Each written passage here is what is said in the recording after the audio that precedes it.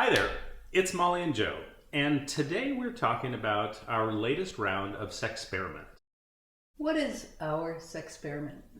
Our Sexperiment is how many days in a row can we have sex? We had no idea that we would make it to the number we've made it to so far. The first time we did it a few months ago, we got to 17. Yes. Our intention this time was to pass 17. Not only have we passed it, we have more than doubled it. So after 5 weeks of having sex every day in a row, we have a few insights from this crazy Sexperiment. I've learned that we are both competitive.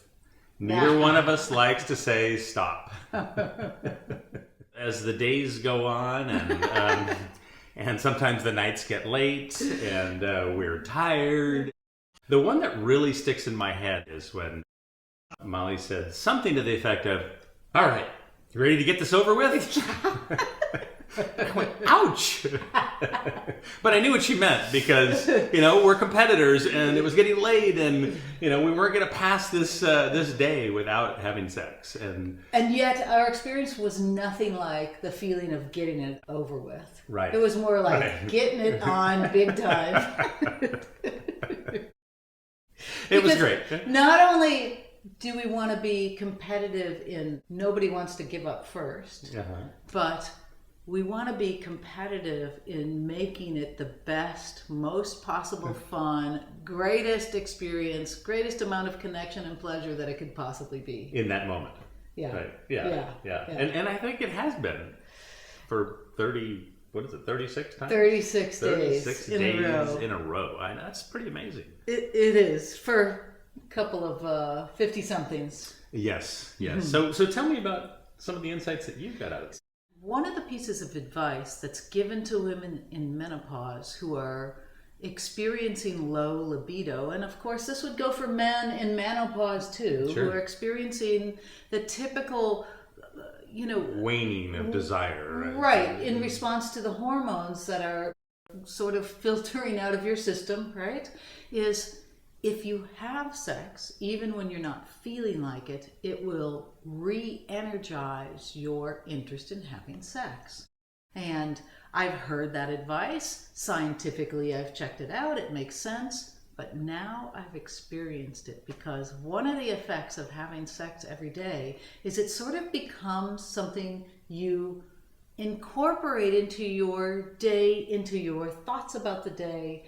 And you mean like, when are we going to get it over with? When are we going to get it? Just kidding. That was only 1 out of 36. It's pretty damn good. and I changed my attitude. Oh, totally. That day. Totally. Oh, yeah.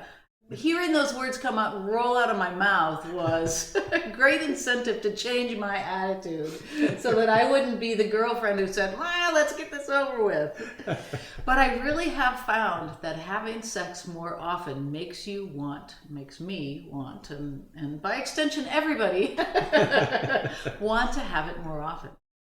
I like that. So, that's a great tip. If you want to have sex more often, just go have sex. It takes a little willpower to muster the energy and the focus and get yourself a little bit in the mood. But women typically don't have to be very in the mood to start something up.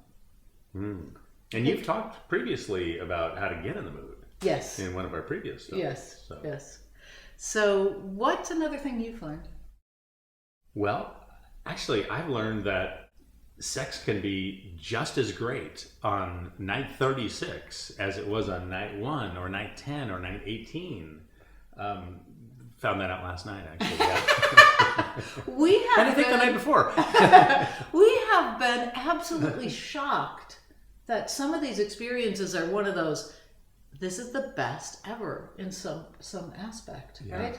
We've been having sex for close to 14 years. Fairly regularly, I might add. And to have that experience several times in the last month where, oh my God, this ranks right up there with one of the top 10. Yeah, that's pretty amazing. You would think that after a while, it'd be like anything else. You just kind of like, okay, I'm just going through the motions and it's just not that pleasurable. But I think part of the reason it's not is that we both have kind of a commitment and an intention to make it more fun and interesting, which means we never go into it with an idea of it's going to be this, this, and this. It's an experience. We're open to something new happening every time. Yeah. And in order to make something new happen in it every time, you kind of have to be more present with the experience, with how we're both feeling. Last night I was tired, and so I'm like, you know what? I need to do this in a relaxed kind of way. And of course, soon I find myself not needing to be so relaxed. You told me something interesting about a previous relationship you had, and how this was reminiscent of that in a certain way, but very different in other ways. Yeah. I was in a relationship where it was sort of an expectation that we have sex every night. And we did, I think, unless I was sick. For how long? 8 years. 8 years. Yeah. You were in a relationship where there was an expectation, or you felt an expectation, that we have to have sex every night. That sort of defines us as a connected sexual couple. Right. And I'm just making that up. But that's pretty true. And although the sex was great, especially early on, it was we were very compatible sexually, but it was probably not that far into it, maybe year 2 or 3, where it started to be a chore. And it didn't have the same quality that this did, I think, because of how we approached it, or the overarching expectation that we do this. We do it now because we want to do it. We have a goal, we're competitive, and it's fun. And we could stop any time. And maybe that's the difference, is that I didn't feel like I could stop. I felt like, okay, tonight we got to have sex. No matter how I'm feeling tomorrow, we got to have sex. And it took the joy out of it. Even if you stop now, you would lose. Yeah. The contest. Yeah. The competition. That's why I'm not stopping. Oh, man. I have been impressed by you. Well, thank you. I've been impressed by you, too. Saying yes, even though there were times when you were yawning. Yeah. Well, and that is one thing that we have discovered, and we've talked about this before. Having it earlier in the day, not always waiting till the end of the day. Till the last thing you do, Till the last thing you do, till after dinner. That can help. Yes. I was more reluctant to that because I have this, I want to get all this stuff done today, but you would bring it up and I would take, okay, I need to allow myself to shift a little bit and take that in and go, yeah. Yeah, and besides, you were up and going long after I was asleep afterward that night. Right? So. Well, okay. For women, often having sex, having orgasms makes you more energized, where it's the opposite for you. Yes. So I've had to adjust to that and say, all right, I'm really energized by now. He's asleep in 2 minutes. Let's use this energy that's been generated for something I want to do. So that's actually been very interesting. In fact, I've reorganized my entire kitchen.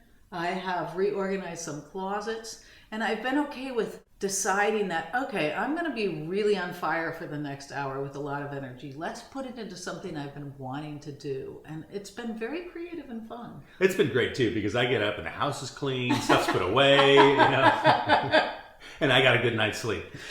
I have no idea how long we're going to last or what's going to stop it. I suspect it's going to be something like one of us not feeling well enough. Probably. Yeah. Anyway, check back in and we'll tell you how we're doing the next time we see you.